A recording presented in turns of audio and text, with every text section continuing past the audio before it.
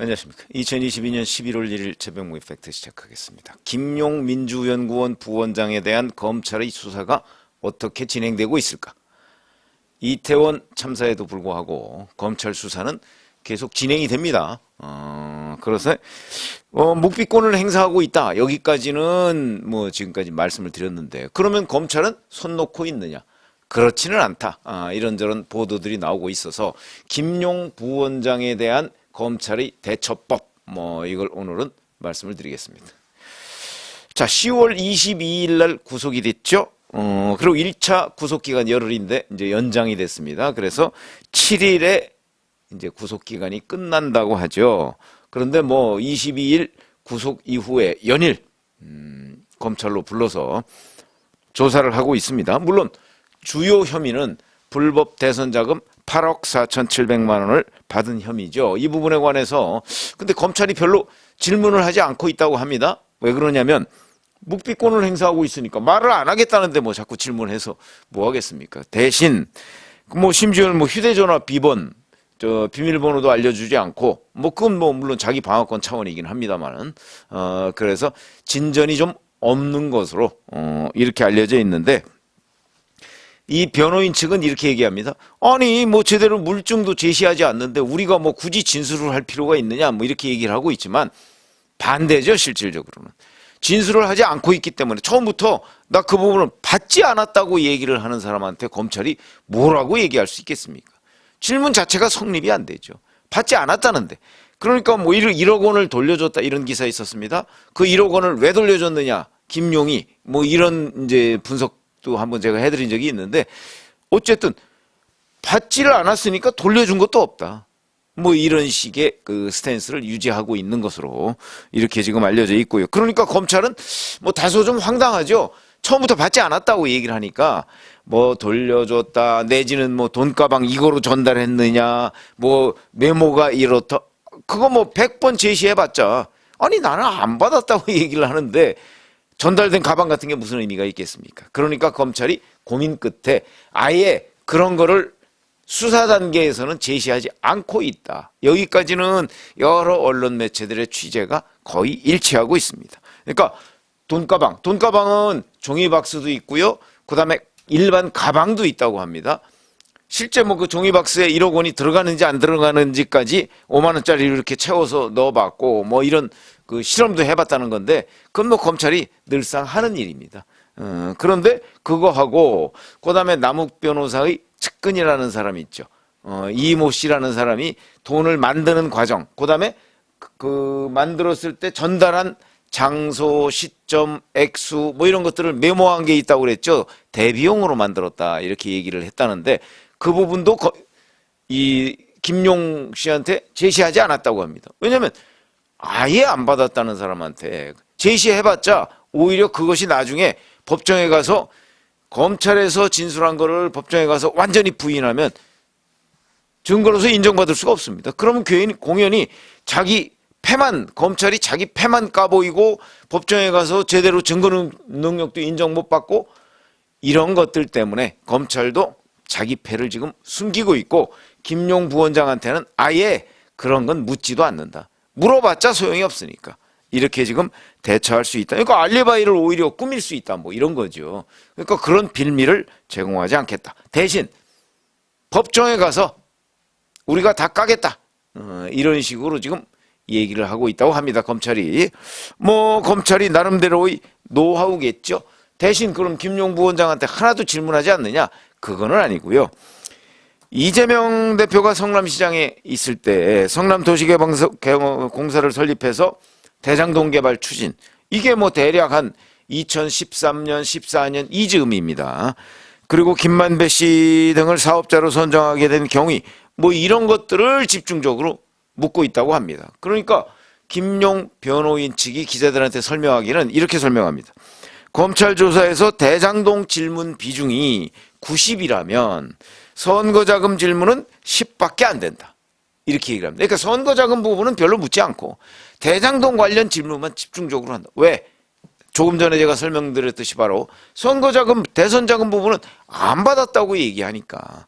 그러면 이 10이라는 건 뭐냐? 이거는 그래도 형식상은 채워야 되죠.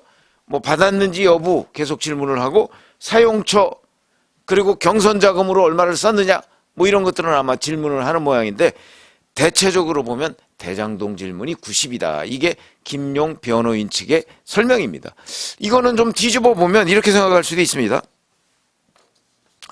2010년부터 2018년까지 이재명 대표가 성남시장을 했는데 이 시절에 김용 부원장이 성남시의원을 했습니다.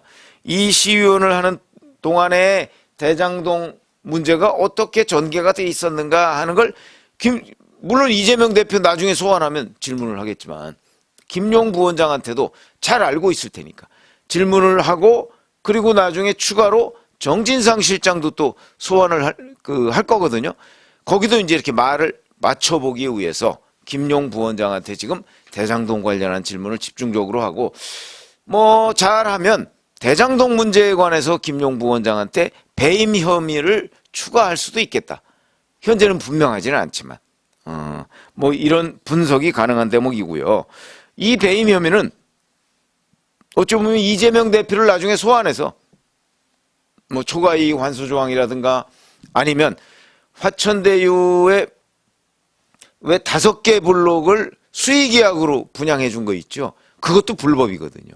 그것도 배임이 될 수가 있습니다.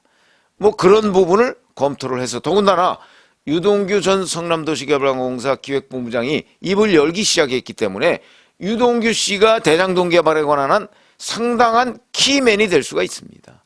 그러니까 이 사람을 통해서 이재명 대표의 배임 혐의를 충분히 입증할 수 있다 하는 그런 자신감을 보이고 있다는 거죠. 그러니까 대장동은 그냥 뭐 쓸데없이 성동격서식으로 질문하는 게 아니고요.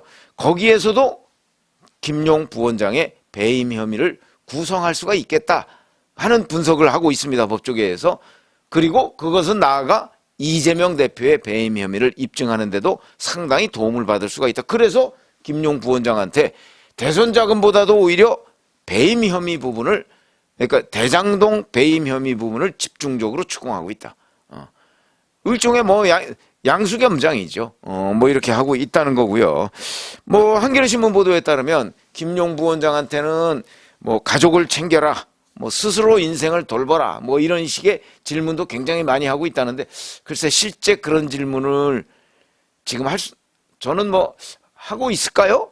별로 그렇게 생각되지 않습니다. 이건 오히려 자칫 잘못하면 회유라는 프레임에 걸려들 수 있습니다.